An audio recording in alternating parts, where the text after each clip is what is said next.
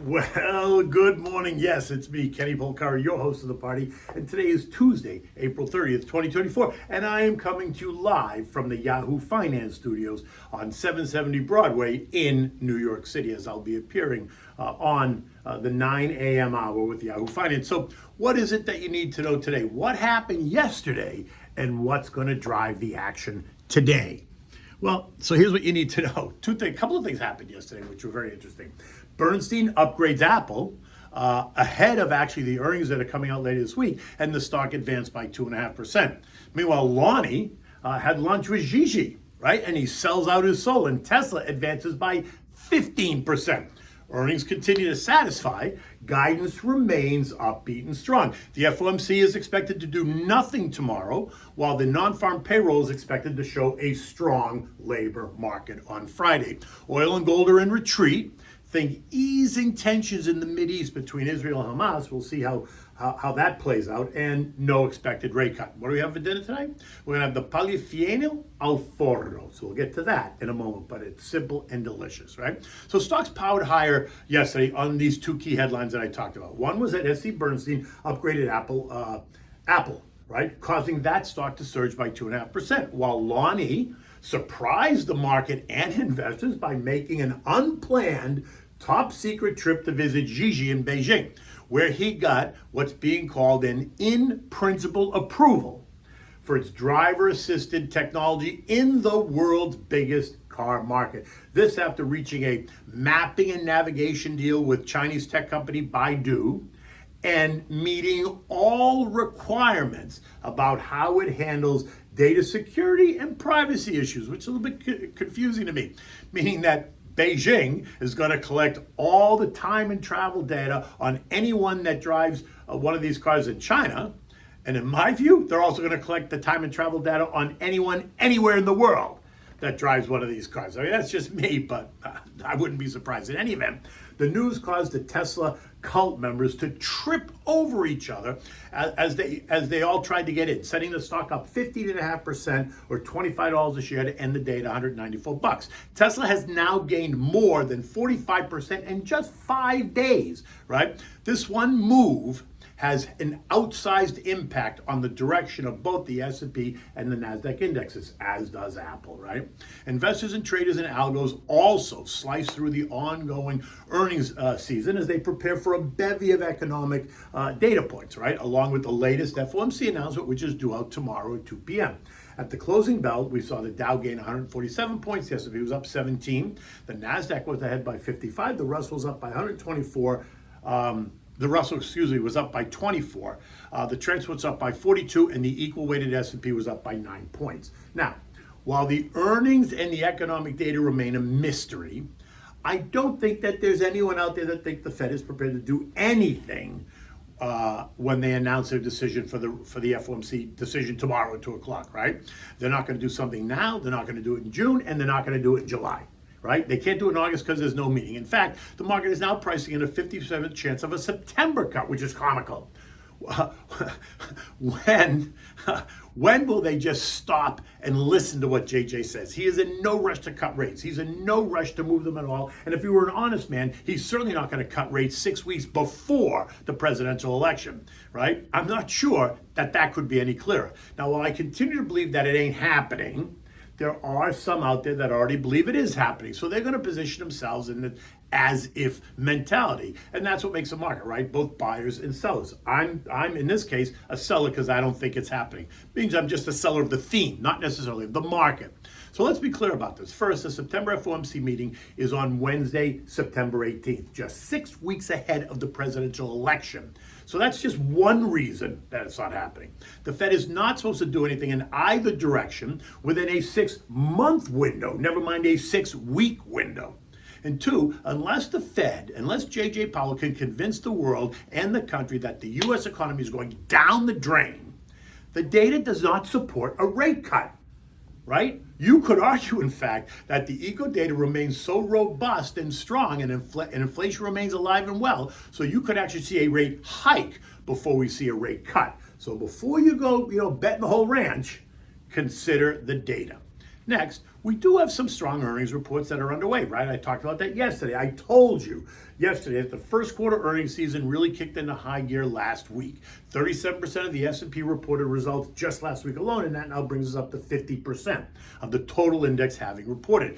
81% of those results are beating the estimates versus the usual 74, and the magnitude of those beats is running at a healthy 7.8% versus the usual 6.5. So, first quarter earnings are now expected to increase by 4% year over year compared to the preseason estimate of flat. So that's positive news. That's good. That is helping to fuel the market.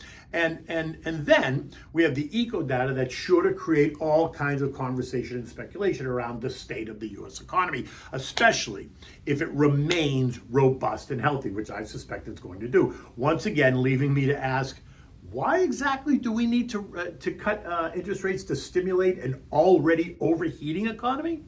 It makes zero sense to me. It makes zero sense to a lot of people. But you could argue that all the spending that the Bidens have done has created a massive funding problem for the government, and that the amount of treasuries that Janet's going to need to bring to the market to fund/pay for all this excess spending is a reason for them to try and cut rates in order to cut future interest expenses. Yeah, okay, you run with that, right? But look, the funding issue is a supply and demand issue. Janet, along with the administration, is going to have to realize that the more supply she brings to the market, the lower the bids will be, and that's going to send yields surging, right? Lower prices in bonds equal higher yields. Now, I mean, why would you as a buyer bid aggressively knowing that there's so much supply overhang? So if you think the Fed is going to cut rates as yields surge, you better think again, because it is not happening. Okay, so now that that's clear, let's just move on. After we got a weak start to the month of April, something that I said was a real possibility back in March, so no one should be surprised. I thought, I think concerns over the coming earnings season as well as the looming tax day are always this time of year concerns. The first 2 weeks saw losses across the board. The Dow ended up giving up 5.6%. The S&P lost 6.5%. The Nasdaq gave up 7.5%. The transports coughed up 8%. The Russell lost 9.5%. Since then, we've seen some of these stocks stage a little bit of a rally. Not completely, but worthy enough as we moved into the second half of the month. Again, a typical chart pattern that is clear as a bell if you look at the charts over the long term. So what's that? Reminds me of that rhyme. What is it? April showers bring May flowers? Capiche? Okay, then yesterday we had two announcements and boom, the place lights up and stocks push higher. This week is loaded with even more data and more earnings. Results from big tech names like Amazon, Apple, AMD, and Qualcomm are all in the lineup. We're also going to hear from McDonald's, Coca-Cola, PayPal, Triple M, Air Products, Lilly, and more. The jury is out on what the big tech reports are going to reveal. Amazon is expected to stun us. Apple's expected to struggle over iPhone sales in China, which is ridiculous to me, but it is interesting that Bernstein chose to upgrade it ahead of that earning. AMD and Qualcomm are expected to eke out small revenue gains. So let's see how that all plays out, right? Remember, year to date, Amazon's up 19%, Apple's down 9%, AMD is up 8%, Qualcomm is up 17%. So if I'm looking and I'm a bettor, my money says that Apple is the opportunity here, but look, that's me. And it's going to be the results these results that continue to drive the enthusiasm or not for the markets, right? With the excitement, we're going to continue to drown out any talk of sticky inflation issues, right? Well, it might, at least for the short term. Look, last week it was Google and Microsoft that lit the fuse, right? Drowned out the conversation. This week we're going to find out if big tech can continue to light that fuse to power the momentum higher. Now, the S&P did pierce 5,100 yesterday. In fact, it pierced 5,120, a level I identified as resistance and a level that I did not think would be pierced prior to the market testing support at 49.50. And so I do admit defeat. But I'm also going to say the Musk meeting came out of left field and the Apple upgrade was a complete surprise, right? That I was not expecting, but I'll admit defeat. But I'm still not convinced yet that the drawdown is over, which only means I still have cash on the sidelines ready to be deployed. Doesn't mean I'm selling anything, just means I'm waiting for prices to decline once again.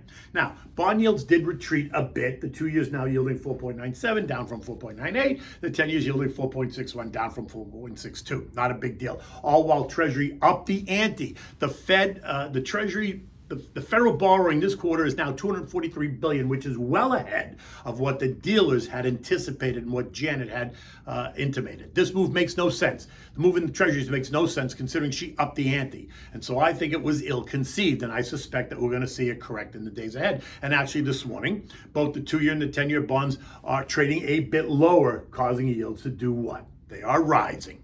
Now, remember, the market is waiting for this week's eco data and the FOMC press conference. Again, no one expects anything in terms of change out of the FOMC, but as usual, they're going to be listening to the guidance in order to create the next narrative. Recall that they're going to continue to try and push the multiple rate cut story, even though the U.S. economy remains resilient. Friday's all-important NFP report is expected to show an ongoing manufacturing recovery and strong job growth. Now, what JJ needs not what JJ needs to convince us of a reason that he needs to cut rates. Oil fell by 1% on Monday, ending the day at 82.60. This, as Anthony Blinken pushes for a ceasefire between Israel and Hamas, right? Something that is far from being done. Hamas delegation, which really makes me nuts because the delegation makes them sound and appear legitimate. And in my mind, they are not legitimate. But they're expected to go to Cairo today to discuss this proposal. Look, with no other news, the idea that a ceasefire might be possible is going to cause oil prices to decline, right? Barring that, expect a nothing done, because Hamas isn't really interested in a ceasefire, and we don't even know if the hostages are even alive still, right? So I expect oil prices to remain in the 80 to 90 range, and I suspect they're going to tick higher.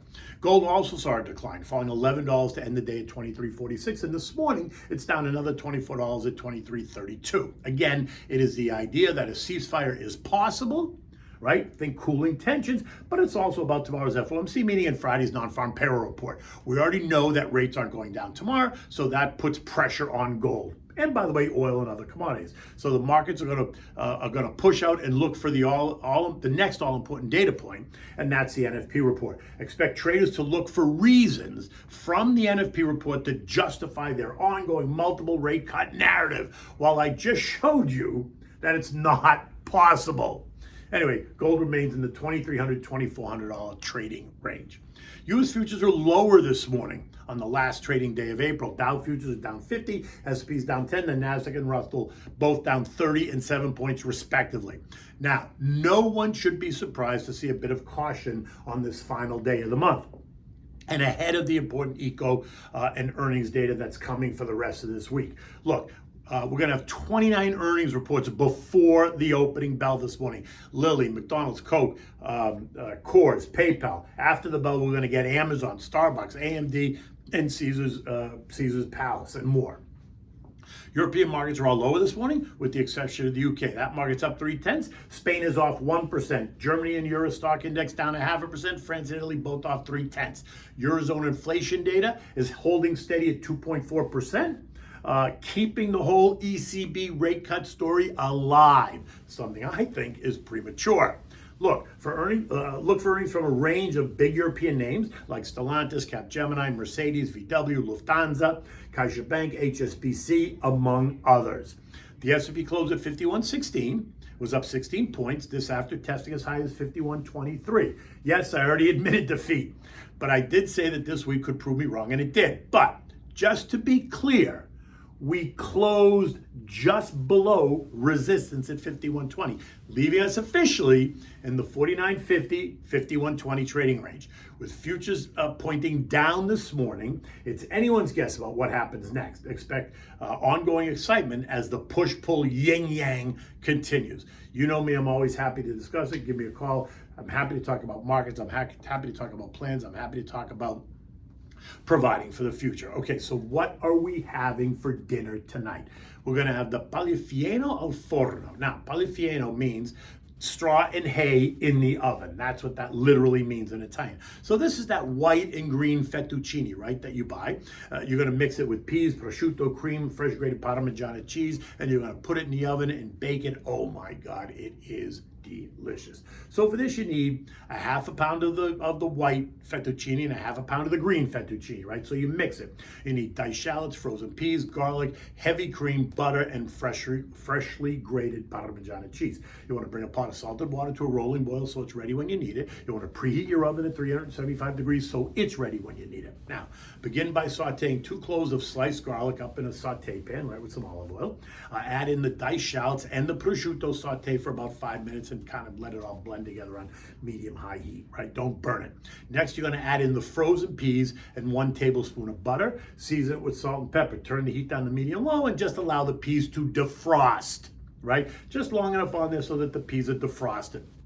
Turn the heat off, let it cool a little bit, and add 1 pint of heavy cream and a handful of Parmesan cheese and just stir it so it mixes around. Add the pasta now to the pasta water, right? Cook it for 6 minutes, right? 6 minutes. Take it out. When you're done after 6 minutes, add the pasta directly to the peas and prosciutto. Mix it well. Also, add in a ladle of the pasta water. Mix it so it's nice and moist. If you need to add a little bit more pasta water, feel free, go right ahead.